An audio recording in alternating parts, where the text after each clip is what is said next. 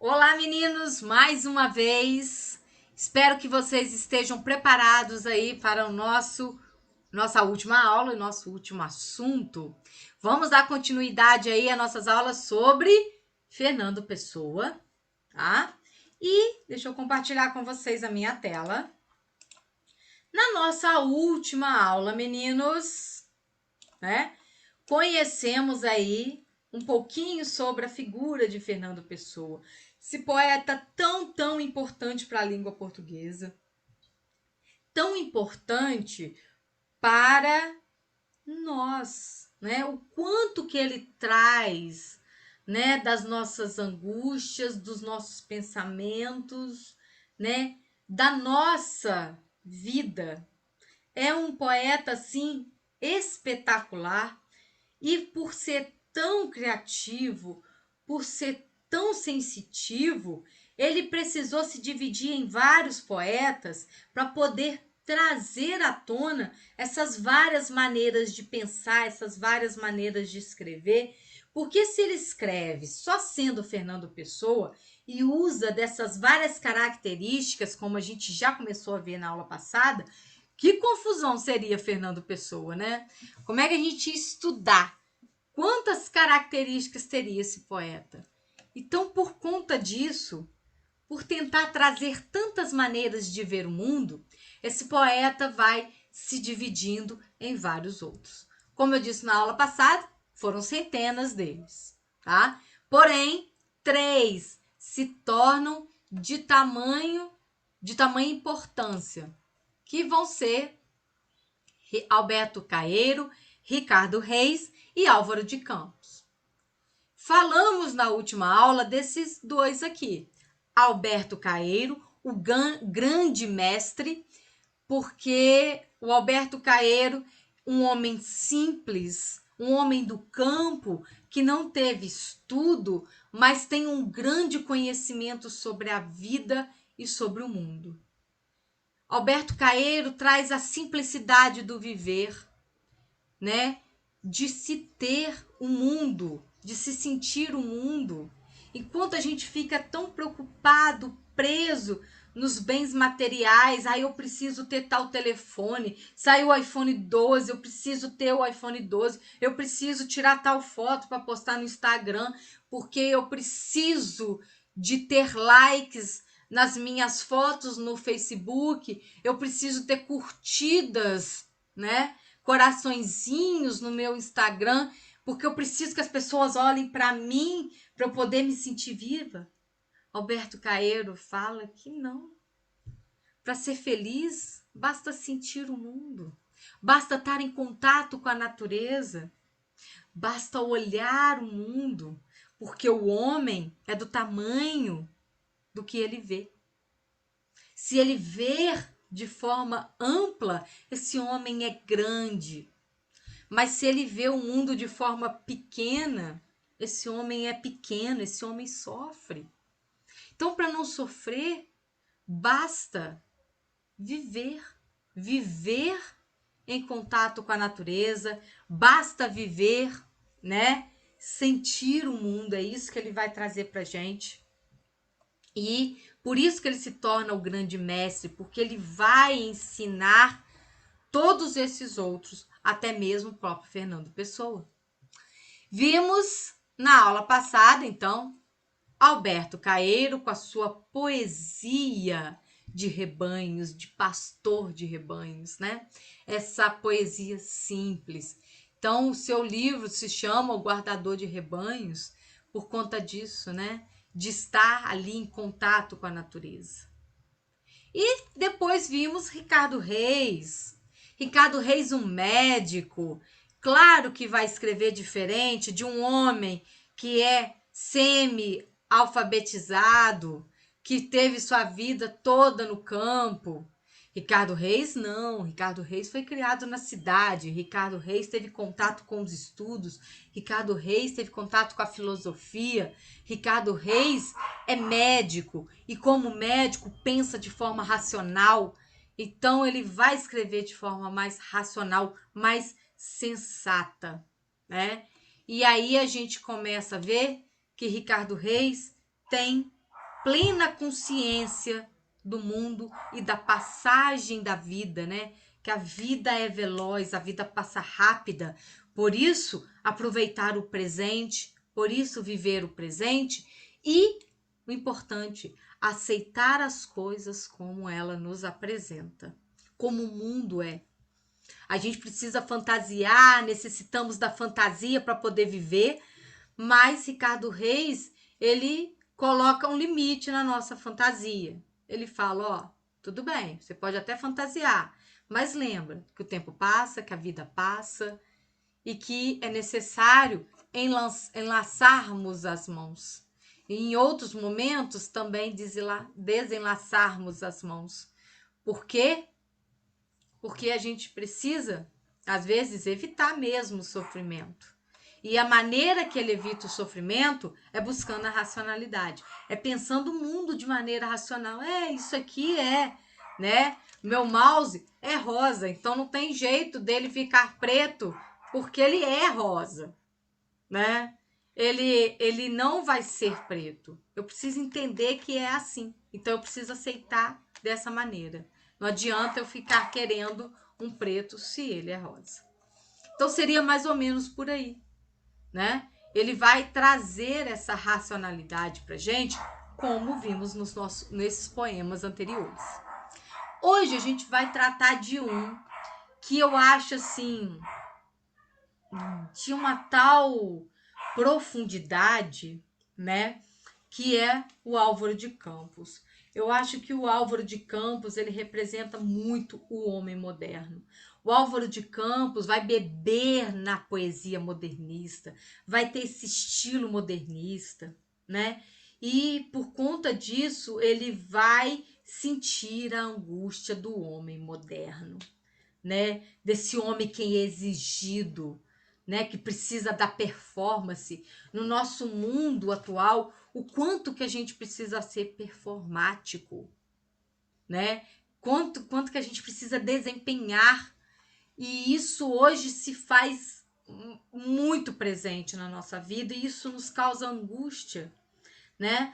Muitas das vezes você está ali estudando e pensa: ai, gente, o ano que vem eu vou pro terceiro ano, eu tenho que escolher o que eu vou fazer, eu preciso estudar, eu preciso formar, eu preciso com tal ano estar formado, eu preciso com tantos anos ter o meu primeiro emprego, eu preciso com tantos anos ter meu carro, minha casa, eu preciso viajar para tal lugar, porque senão as pessoas vão me achar que eu não sou nada, né? Então, Álvaro de Campos, ele já traz essa angústia que nós vivemos hoje. Ele fala muito disso. Por isso eu acho ele muito fantástico. E Álvaro de Campos vai ser esse homem, o mais velho, né? Ele nasce em 1800, minto, né? O mais novo, desculpa. Os outros todos em 1880, década de 80, ele nasce na década de 90. 1890, ele era, engenheiro naval. Então imagina a cabecinha desse engenheiro naval. Se ele é engenheiro naval, ele vai trabalhar com todas essas tecnologias, com todos esses maquinários, que vai ser tanto valorizado no futurismo, não é verdade? Que vai ser tanto vangloriado por essa vida moderna. Então, o que isso causa nele, né? Ver tanta dessa tecnologia, o que se exige dele. Então, por isso que Álvaro de Campos vai falar dessa angústia do homem moderno. Ele era alto, magro, cabelos lisos, assemelhava-se a um judeu português.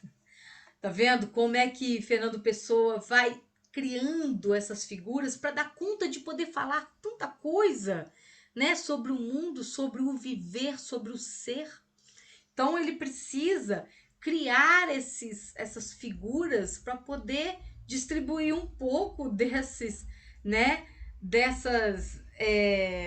desse sentimento, desses pensamentos que passa por ele, né? Então, identificado com a vanguarda europeia, como eu disse para vocês. E a vanguarda europeia vai falar muito desse sofrimento, né, do início do século XX. Seus textos são contraditórios, ora marcados por uma grande energia, típica do futurismo, ora revelando a crise dos valores espirituais, né? E a angústia do homem e de seu tempo. Inadaptado às condutas sociais. Tem um poema dele que a gente vai ler que é incrível, né? O quanto que a sociedade nos põe regra e às vezes a gente não quer ser aquilo, né? Mas precisa ser para poder ser aceito. Enquanto Alberto Caeiro pensava com os sentidos, Ricardo Reis com a razão, com o cérebro, Álvaro de Campos vai pensar com o coração. Ele vai ser esse grande homem emotivo. Então, o cerne da poesia de Álvaro de Campos vai ser a emoção. Ok, meninos? Então, vamos dar uma olhadinha na fotinha aí de Álvaro de Campos. Aí, o homem com a maletinha, né? Tranquilo? Bem, vamos começar com esse primeiro poema, Lisbon Revisité. Não, não quero nada. Já disse que não quero nada. Não me venha com conclusões, a única conclusão é morrer. Não me tragam estéticas, não me falem em moral. Tire-me daqui a metafísica. Não me apregoem os sistemas completos, não me enfileirem conquistas das ciências, Deus meu, das ciências, das artes, da civilização moderna. Então, nesse primeiro momento do poema, a gente já vê ele negando essa racionalidade, a gente já vê ele negando, né, esse mundo que é imposto para ele. Não quero nada, eu já disse que eu não quero nada, eu quero ficar aqui no meu canto.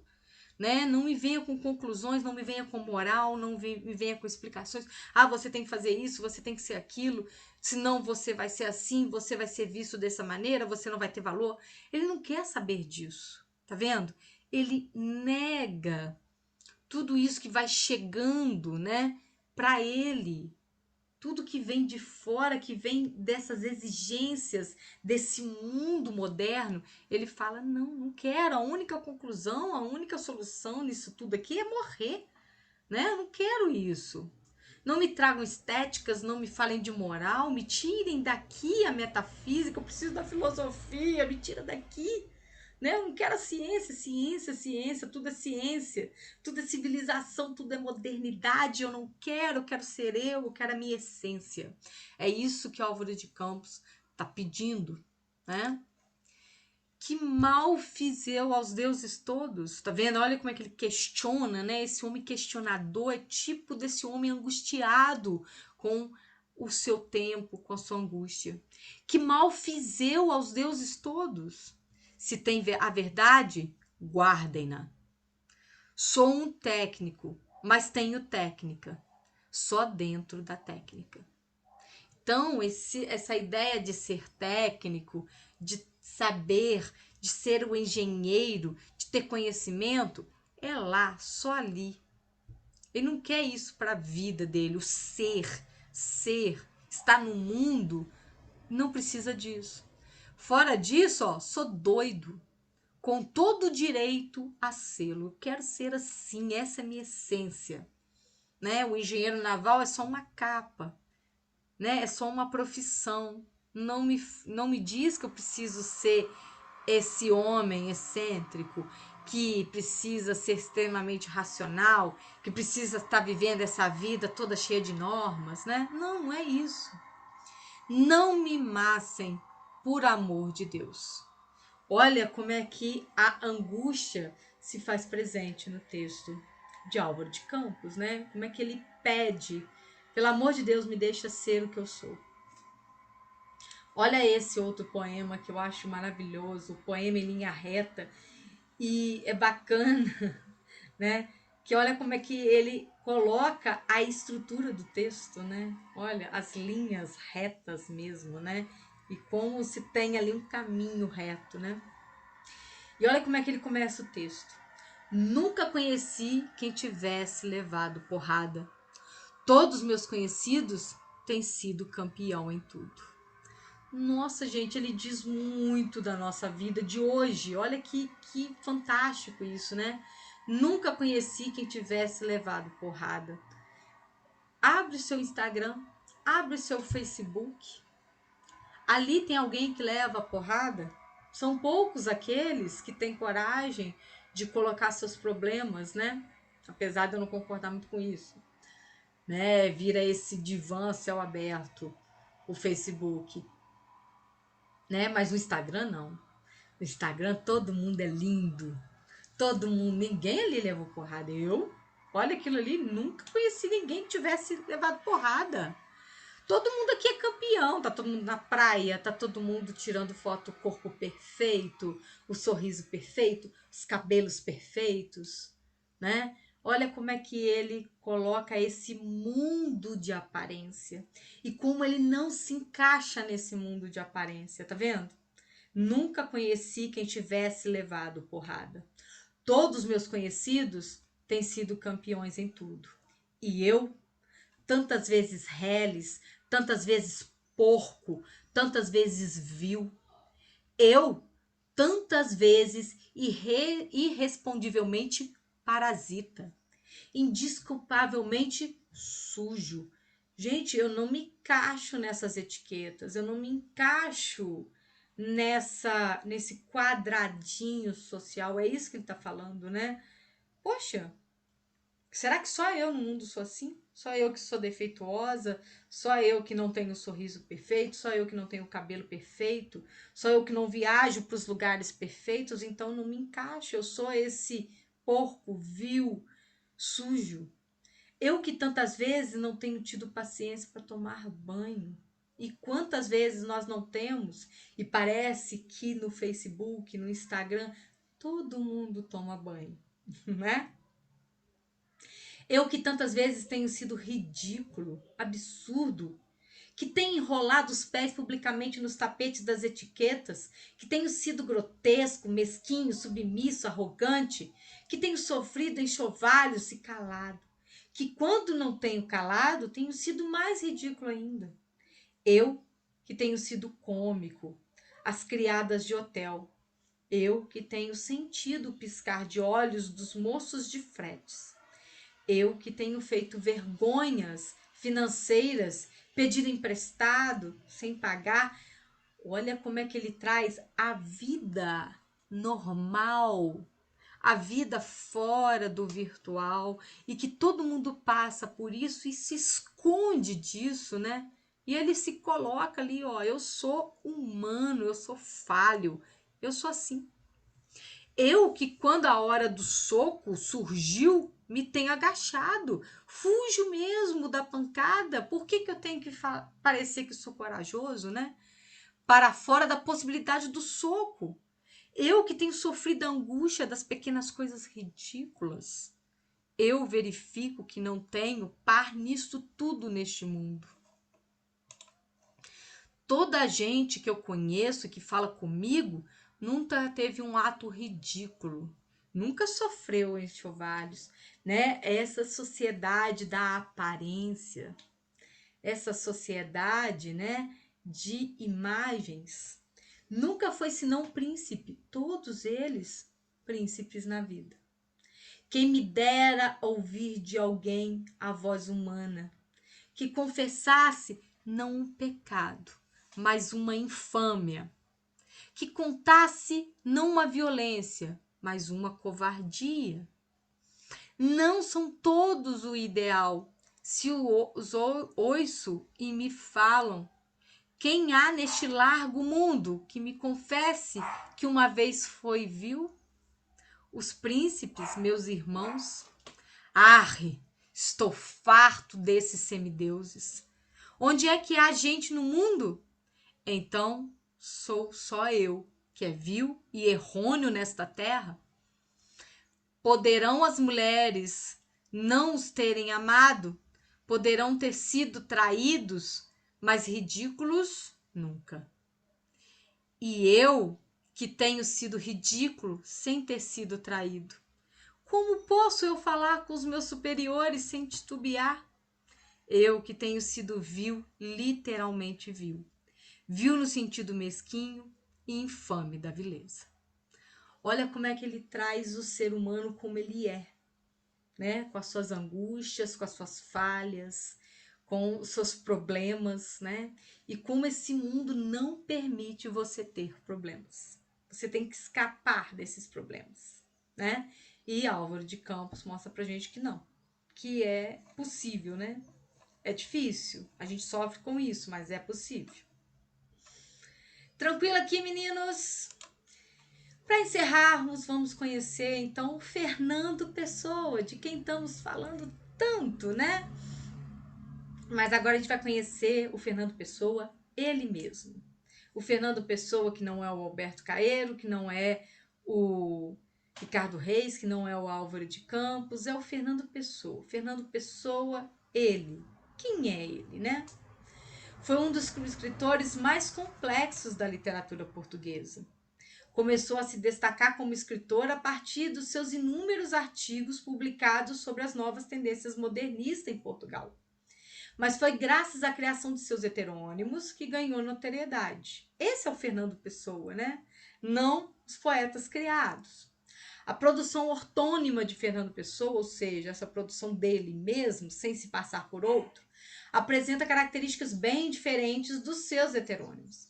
Fernando Pessoa, ele mesmo, então vamos colocar aqui, ó, expressa um profundo sentimento nacionalista, um apego à tradição portuguesa. Sua produção literária é comumente dividida em lírica e épica. O livro Mensagem é um exemplo de sua obra épica. Nele, Fernando Pessoa, numa clara aproximação com Camões, sempre Camões, vai falar dos grandes feitos portugueses, dos reis e das épocas das grandes navegações. Tá? Então, Fernando Pessoa tem essa característica, né, desse nacionalista, de falar de Portugal, de falar, né, do próprio poeta, do fazer poético. Olha esse poema que eu tenho certeza que vocês já viram ele em algum momento. Autopsicografia, né? Psicografar já é esse algo que vem da mente, colocar no papel aquilo que vem na mente. E autopsicografia, então, é escrever aquilo que vem na minha própria mente, né? O que é ser um poeta? E aí ele coloca esse poema que é tão bonito, olha só. O poeta é um fingidor, que finge tão completamente que chega a fingir que é dor, a dor que de veras sente. E os que leem e o que escrevem na lida sentem bem. Não as duas que ele teve, mas só a que eles não têm. Assim, nas calhas de roda, gira a entreter a razão. Esse comboio de corda que se chama coração. Observaram que o poema de Fernando Pessoa é rimadinho, curtinho, né? Enquanto dos demais, né, a gente não tem essa rima, é escrito de forma mais livre, né? Fernando Pessoa, ele vai ter esse cuidado com a estrutura do texto, tá? Ele mesmo. Então, como reunir todas essas características tão contraditórias no mesmo autor, só criando vários outros poetas para dar conta dessas oposições, né, desses paradoxos. E aí, então, nesse poema, vamos falar dele, ele está falando do ser poeta. Quem é ser poeta? Então, quem é ele mesmo, né? Por isso, autopsicografia. O poeta é um fingidor. Então, ele já coloca aí, e aí a gente já consegue entender o que é esses heterônimos, né?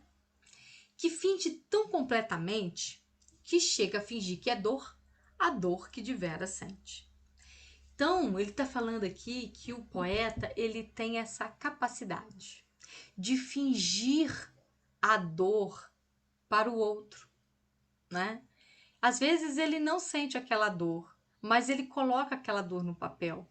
E quem lê se identifica com aquela dor. Se identifica e fala, gente, essa dor é minha. Isso aqui é meu. É o que eu estava falando aqui, por exemplo, sobre o Álvaro de Campos, que coloca toda essa tristeza, né? Toda esse retrato da sociedade, né? Pra gente. Olha como é que a gente se identifica nessa criação de Fernando Pessoa, fingindo ser Álvaro de Campos. É isso que ele está falando aqui, ó. O poeta faz isso. E os que leem o que escreve, na lida, sentem bem, tá vendo? Porque a gente se identifica. Então, muitas das vezes, o poeta vai escrever aquilo que não está sentindo, mas que ele imagina que o outro sente, né? Não nas duas que ele teve, mas só aquela aqui eles não têm. Tá vendo? Eu vou me identificar com um ou com o outro. Por isso que tem poetas que a gente gosta tanto, tem poetas que nem tanto. Ele está explicando isso, né?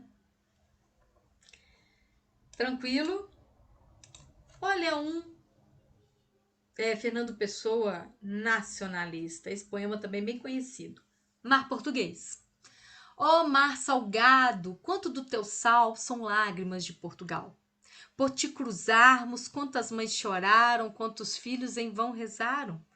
Quantas noivas ficaram por casar, para que fosse nosso, ó mar, valeu a pena?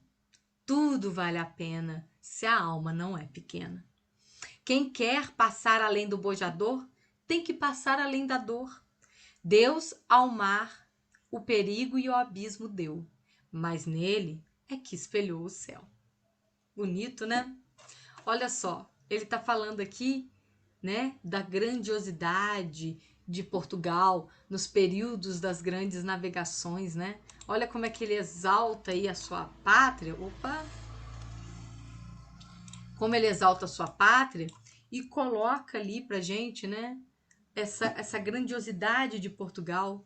Ó mar salgado, quanto do seu sal são lágrimas de Portugal.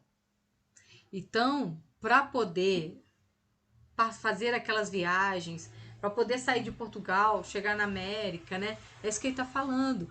Quantos, né, tiveram que ir, tiveram que morrer para as grandes conquistas portuguesas? Quantas mães ficaram chorando? Quantos filhos em vão rezaram pelo pai que viajou, né? Quantas noivas ficaram por casar em Portugal? Para quê? Para que fosse nosso o mar. Valeu a pena? Ah, sim, porque tudo vale a pena se a alma não é pequena, né?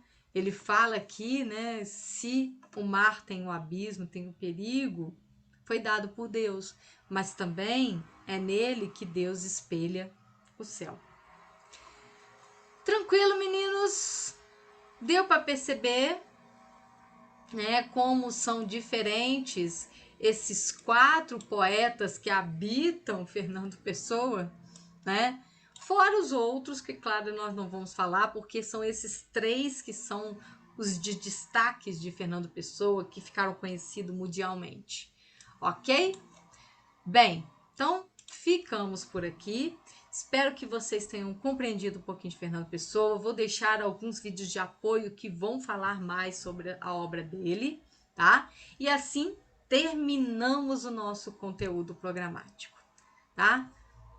Beijo para vocês, gente, e até a próxima. Até mais. Tchau, tchau.